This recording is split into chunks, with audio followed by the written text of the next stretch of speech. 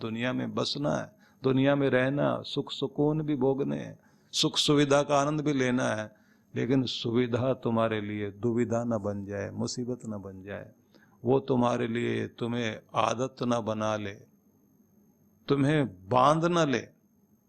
तुम कंबल को छोड़ना चाहो फिर कंबल तुम्हें ना छोड़े, तुम आदत को छोड़ना चाहो फिर आदत तुम्हें ना छोड़े। तुमने पहले पहले नशा करना शुरू किया, जब चाहूं तब छोड़ दूंगा, लेकिन जब वो आदत बन गई,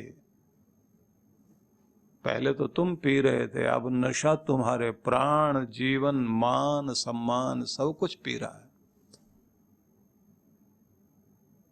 गिलासों में जो डूबे हैं नाव, उभरे जिंदगानी में, हजारों बह गए इन बंद बोतलों के पानी में। एक बार पड़ गए चक्कर में तो फिर निकले कहां आदमी। कहते हैं अंगूर में निहाथी पानी की चंद बूंदें, जब से खिंच गई उसी से निकालते ना, खींचना कहते हैं। जब से खिंच गई तलवार हो गई। अब तलवार हो गई तो क्या करेगी, वो काटेगी आपको। पहले तो लगता है गम गलत कर रहे हैं और बाद में जिंदगी गलत हो गई।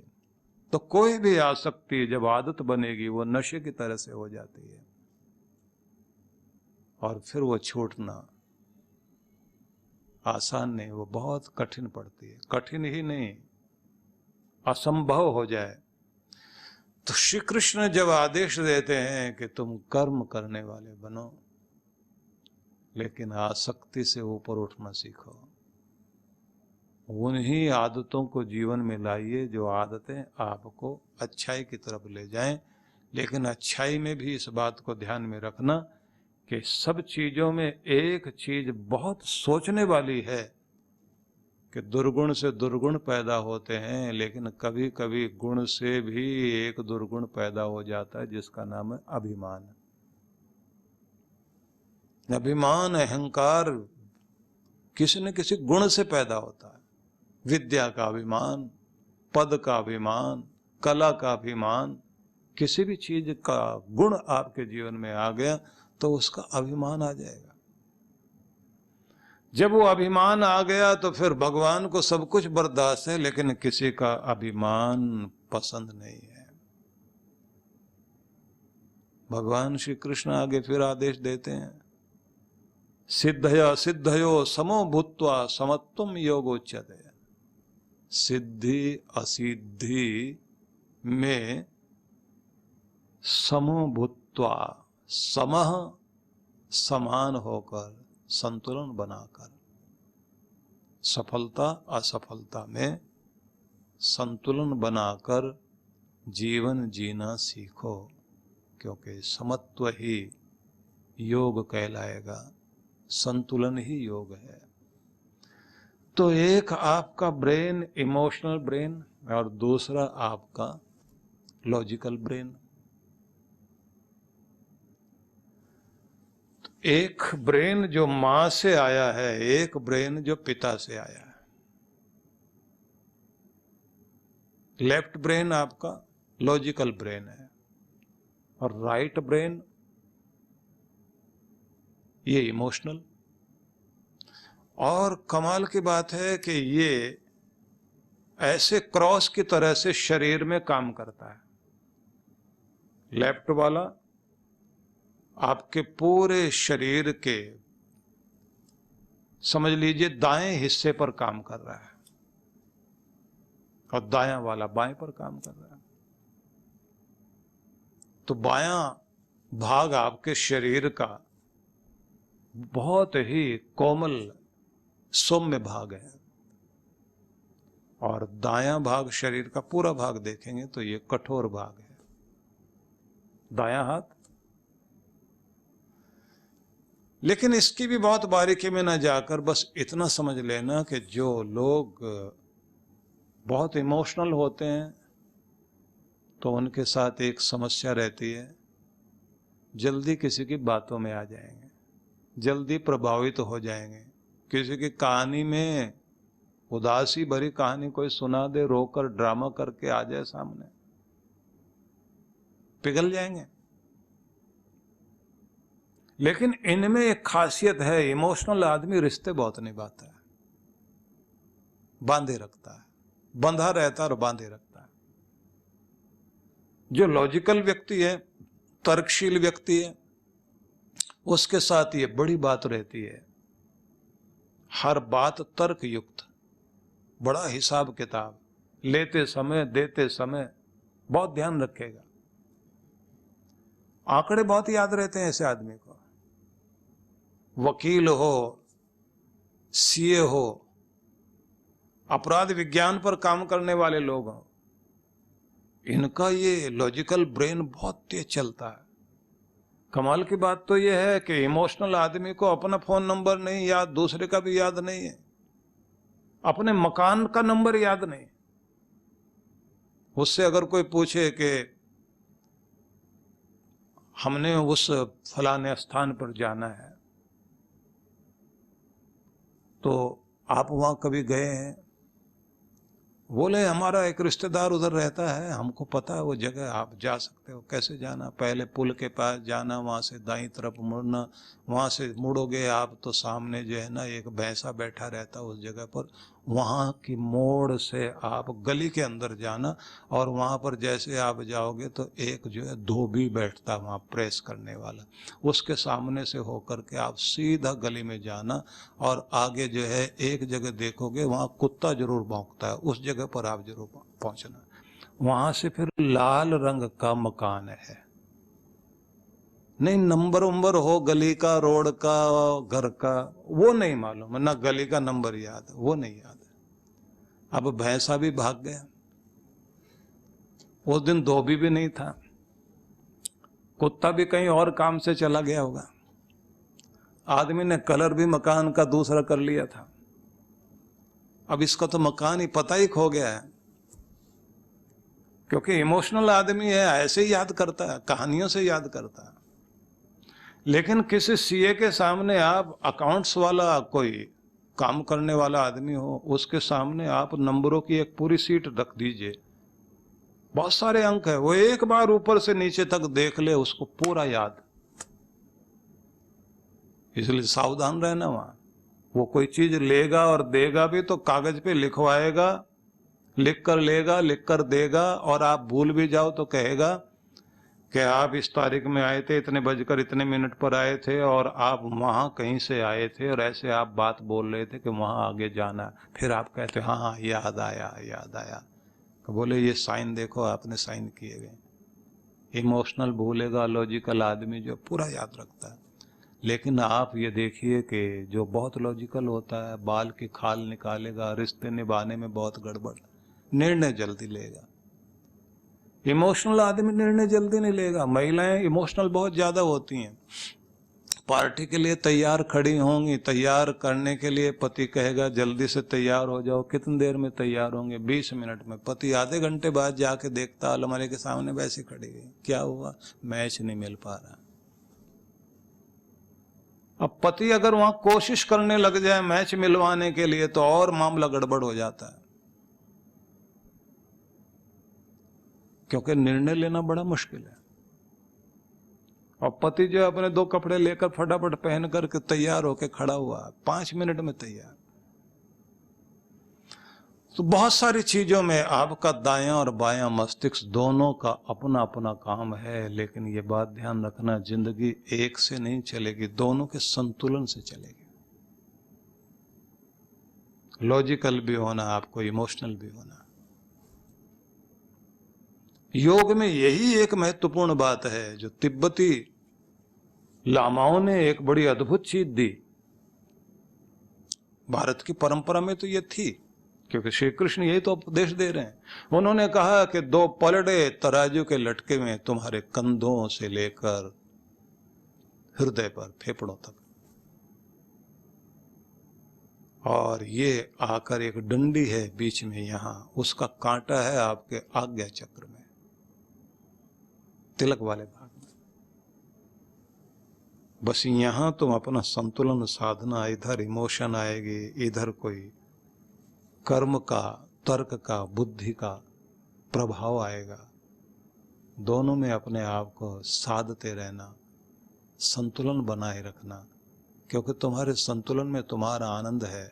जब तुम अपना संतुलन साधते हो, बस वहीं से आपके जीवन में एक नई शक्ति आती है कि जब तुम अपनी छिपी हुई ताकत को बाहर निकालने वाले बन जाते हो, तभी आपके जीवन में सफलता का चमत्कार शुरू होता है। संतुलन से आप भीतर की शक्ति और अपने भीतर की ताकत को बाहर निकालने वाले बने, और जैसे आप अपने इस सब को बाहर निकालने वाले बन जाते हैं तो सफलता प्रकट होने लगती है। तो योग में, ध्यान में एक विधि सिखाई जाती है, साक्षी भाव, समभाव, जय पराजय, उन्नति अवनति, सुख दुख, मान अपमान, सब में उसी तरह अपने को साधना है। जैसे कोई नट रस्सी पर चल रहा है, चलना है उसे, एक कोने से दूसरे कोने तक पहुंचना है, लेकिन बीच में एक चीज है, डर, जो आपका संतुलन बिगाड़ता है। क्रोध संतुलन बिगाड़ेगा, लोभ संतुलन बिगाड़ेगा, वासना संतुलन बिगाड़ेगी, ईर्ष्या संतुलन बिगाड़ेगी, बदले का भाव आएगा, वो संतुलन बिगाड़ेगा, और सबसे ज्यादा आपका संतुलन बिगाड़ता डर। गिर ना जाऊं, गिर ना जाऊं, गिर ना जाऊं, ये डर बड़ा भारी है। तो चल तो रहा है रस्सी पर, लेकिन अपने आप को संतुलन बनाने के लिए एक डंडा या दोनों हाथ ऐसे किए हुए हैं, तो वो झुकता रहता है। एक तरफ झुकने लगा तो दूसरी तरफ जाएगा, शरीर को ऐसे मोड़ता जाएगा। उसका परिणाम ये होता है कि संतुलन साधते साधते रस्सी पर आगे चलता चला जाता है। लेकिन एक मजे की बात और देखिए, आपको अगर जमीन पर चलते हुए कोई देखे तो आप 2 फुट की जमीन घेरते हुए उस पर चल रहे होते हैं और बड़े बेफिक्र होकर दौड़ रहे हैं, चल रहे हैं, आपको कोई डर नहीं, संतुलन सदा हुआ है। लेकिन 50 फुट ऊंचाई पर 2 फुट का रास्ता बना दिया जाए और वहां आपसे कहा जाए अब जरा दौड़ के चलना, बोले दौड़ की तो बात छोड़िए, आप ऐसे भी नहीं चला जा सकता। जमीन तो उतनी दे रहे तुम्हें जितनी पर चलते हो। महाराज नीचे देख लिया तो हमें तो चक्कर ही आ जाएंगे। वहां अगर ऐसी जगह पर खड़े भी हो गए, और पहली बार हम लोग कहीं जा रहे थे तो उस दिन थोड़ी सी आंधी भी थी और हेलीकॉप्टर भी ऐसा अजीब तरह का था, तो उसने जो झूला लेना शुरू किया, अब बराबर वाले व्यक्ति, वो भी एक महान पुरुष थे, बोले संतुलन, मैंने कहा आप भी बनाओ, बोले आप मेरा साधिए, मैं आपका साधता हूं। थोड़ी देर में वो बोले पायलट का कौन साधेगा, मैंने कहा भगवान। बड़ा डर लगता है। और पूरी जिंदगी आप जहां जहां पर भी अपना संतुलन खोते हैं वहीं आपका दुख बैठा होता है। जहां संतुलन आपका ठीक बना हुआ, यही तो गाड़ी में आपका जो स्टीयरिंग है वही तो बैलेंस है, उसी को तो पकड़ा हुआ आपने। और गाड़ी में एक्सीडेंट कब होता है, जब आपका बैलेंस बिगड़ता है, संतुलन बिगड़ता है, स्टीयरिंग में ही तो गड़बड़ होती है। और मजे की बात यह है, ना भी संतुलन आप अपना खोएं, दुनिया बिगाड़ देती है, उनकी बातें हैं। प्राचीन काल से एक उदाहरण दिया जाता रहा है, वो मैं आपको भी देना चाहता हूं, आपके काम आएगा। लेकिन जाना पहचाना उदाहरण है पर कमाल का। एक गड्ढे में मेंढक गिरे हैं 2, और दोनों ही छटपटा रहे हैं। थोड़ा सा पानी, दोनों तरफ चट्टाने, एक उछल रहा है, एक कम उछल रहा है, और बहुत सारे मेंढक चारों तरफ इकट्ठे हो गए, बाहर से आवाज दे रहे हैं और वहां से क्या कह रहे हैं, ज्यादा उछलोगे इधर जो है ना चट्टान में कोने निकले हुए, चोट लगेगी, चोट लगेगी, बचोगे तो नहीं, मरना तो पक्का है, पर क्यों तड़प के मर रहे हो? तो बाद में बच भी जाए तो अलग बात है। तरह तरह की आवाजें आ रही हैं। एक बोल रहा है ये पानी थोड़े दिनों के बाद सूख जाएगा, चील उठा के ले जाएगी इसको। अब सब अपनी अपनी आवाजें बोल रहे हैं, लेकिन एक सुन ही नहीं रहा। वो लगा उछलने में आ गया बाहर। सब मिल करके बोले भाई साहब आपकी सफलता का राज, इंटरव्यू ले रहे हैं सारे मिलकर। अब वो ऐ करे, हम पूछ रहे हैं आपकी सफलता का राज, फिर वो ऐ करे। बाद में फिर एक पहचानता था, बोले बहरा है, ये जो तुम बोल रहे थे इसको सुना ही नहीं दिया भले आदमी को। उसके कान में मुंह ले जाके एक ने कहा कि ये क्या बोल रहे थे, कुछ ध्यान में अपने को नहीं पता क्या बोल रहे थे, लगता है जोश बढ़ा रहे थे। नहीं ये जो इतनी जोर जोर से आवाजें बोल रहे थे, ये बोले वही तो मैं देख रहा था कि सारे इकट्ठे होके मेरा जोश बढ़ा रहे हैं और मुझे कह रहे हैं निकल बाहर, लगा ताकत। और बस इन्होंने, अब भाइयों का धन्यवाद करता हूं, इन्होंने मेरा जो है बड़ा जोश बढ़ाया। अब सब हंसते, बोले बहरा है, मरा नहीं, निकल आया बाहर। दुनिया तो मारने पर तुली हुई, आपका संतुलन बिगाड़ने के लिए। अगर आपने कान उधर नहीं दिए तो आप बाहर निकल आओगे, नहीं तो यह दुनिया कहां टिकने देगी आपको। इसलिए परमात्मा का नाम आपके जीवन में संतुलन बनाता है। इसी को श्री कृष्ण कहते हैं, योगस्थ हो जाओ, मुझसे जुड़ जाओ।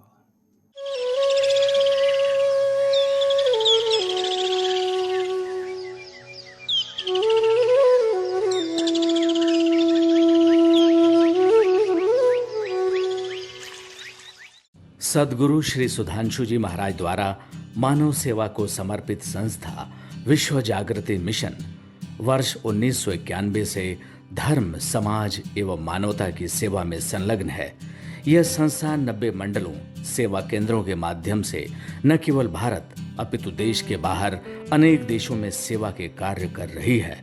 संस्था की स्थापना से लेकर अब तक विगत 30 वर्षों में जहां लोगों को सन्मार्ग पर प्रेरित करने के उद्देश्य से गुरुवर ने 7000 से अधिक प्रवचन दिए हैं, वहीं देश के राज्य की राजधानियों व प्रमुख नगरों में लगभग 40 आश्रम, 25 मंदिर, सत्संग भवन व ध्यान साधना केंद्रों का निर्माण हुआ है। दिल्ली में करुणा सिंधु धर्मार्थ अस्पताल एवं फरीदाबाद के आरोग्य धाम अस्पताल में लाखों जरूरतमंद रोगियों का उपचार व ऑपरेशन किया गया है। अनाथ गरीब बच्चों के लिए सूरत में अनाथाश्रम, दिल्ली एवं कानपुर में गुरुकुल, फरीदाबाद में ज्ञानदीप विद्यालय, मुरादाबाद में सृजन प्राइमरी स्कूल, झारखंड के रुक्का खूंटी गांव में आदिवासी बच्चों के लिए 2 पब्लिक स्कूल समेत दिल्ली में उपदेशक महाविद्यालय भी बनाया गया है। इन शैक्षणिक संस्थाओं में लगभग 2500 बच्चों को शिक्षित व संस्कारित किया जाता है। दिल्ली के आनंदधाम आश्रम में जहां वृद्धाश्रम एवं वानप्रस्थ संचालित हैं, वहीं आश्रम की कामधेनु गौशाला में 125 गौओं की सेवा की जाती है। कामधेनु गौशाला की तरह ही देश के प्रमुख नगरों में 7 अन्य गौशालाएं भी संचालित हैं। साथ ही पूजा पाठ, यज्ञ अनुष्ठान से लोगों में धार्मिक भावना जागृत की जाती है। ओम अग्नये सप्तजिह्वाय स्वाहा, ओम अग्नये हव्यवाहनाय स्वाहा, ओम अग्नये शोधनजाताय स्वाहा। गरीब जरूरतमंद महिलाओं को सक्षम बनाने के लिए जहां कई तरह के प्रशिक्षण दिए जाते हैं, वहीं गरीब कन्याओं के विवाह में सहयोग भी किया जाता है। प्राकृतिक आपदा जैसे कि बाढ़, भूकंप, तूफान आदि में जहां मिशन द्वारा प्रधानमंत्री राहत कोष में सहयोग किया जाता है, वहीं जैसे वर्तमान में चल रही महामारी कोरोना संकट काल में जरूरतमंदों को भोजन, राशन किट व सांसों के संकट से जूझ रहे जरूरतमंद मरीजों को देश विदेश से मंगाकर ऑक्सीजन कंसंट्रेटर बांटे गए। मानव सेवा को ईश्वर भक्ति मानते हुए सेवा परमो धर्म के भाव से विश्व जागृति मिशन के सेवा कार्य निरंतर जारी हैं। आइए मिशन के सेवा पथ पर बढ़ते कदमों में कदम से कदम मिलाकर चलें और मानवता की सेवा में दान सहयोग कर पुण्य के भागीदार बने।